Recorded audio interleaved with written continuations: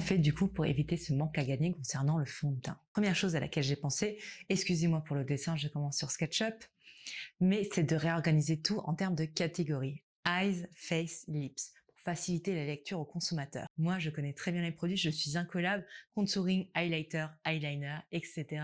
Mais quelqu'un de novice, c'est très compliqué de se repérer sur un meuble. Deuxième chose, et je regrette profondément en magasin, c'est que le consommateur ne peut pas être autonome sur le point de vente. C'est-à-dire que déjà, la lecture est compliquée, et de deux, il n'y a aucune information sur les produits. Alors moi, j'ai travaillé sur la marque It Cosmetics, et sur la marque It Cosmetics, si vous regardez les meubles, il y a une indication sur la fonction des produits, leur utilité, l'ordre dans lequel il faut mettre les produits.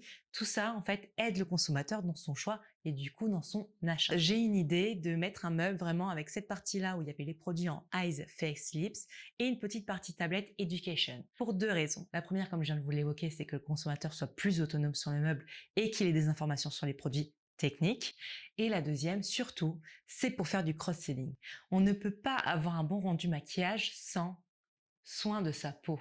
Et là, si vous me voyez venir, bien évidemment, c'est de lier le maquillage au skincare.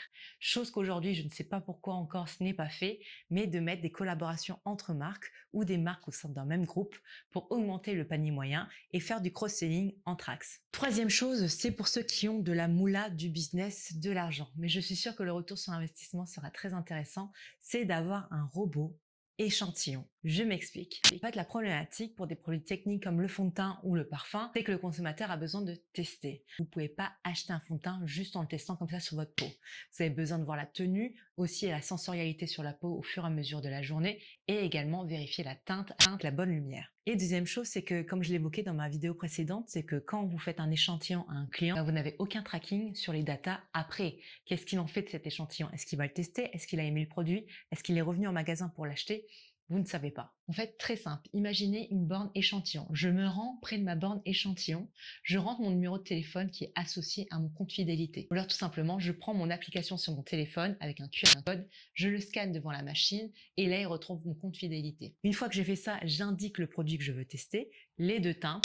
La machine me prépare un peu comme un stylo Bic 4 couleurs les deux échantillons de mon choix. Vous pouvez réguler la machine, par exemple, c'est quelque chose que vous pouvez mettre en avant dans votre offre, disant à votre client, si tu souscris chez nous, si tu as un compte chez nous, tu as droit à 4 échantillons teints dans l'année qui correspondent à 2 échantillons pour l'été et 2 échantillons pour l'hiver. Ainsi, vous fidélisez, le client est content et satisfait parce qu'il a le choix et la possibilité de tester.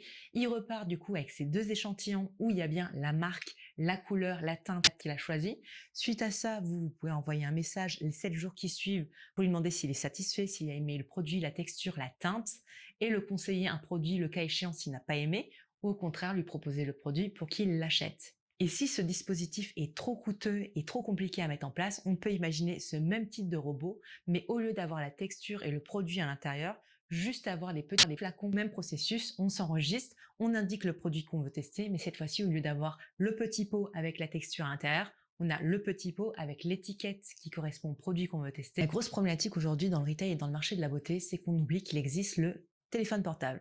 Et grâce au téléphone et à cette invention extraordinaire qui est Internet, en fait, le consommateur peut, sur le point de vente, aller voir la concurrence. Donc, il faut lui laisser le choix. Il faut lui laisser le choix d'être conseillé ou pas.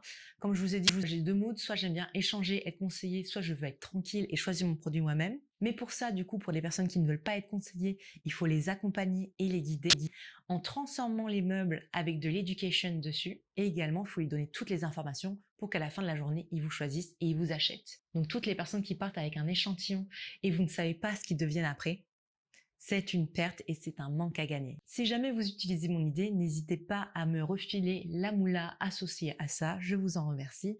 Sinon, pour plus d'astuces et d'expertise marketing, beauté, retail et digital, n'hésitez pas à me suivre, mettez-moi en commentaire toutes vos questions, likez et partagez. Bye!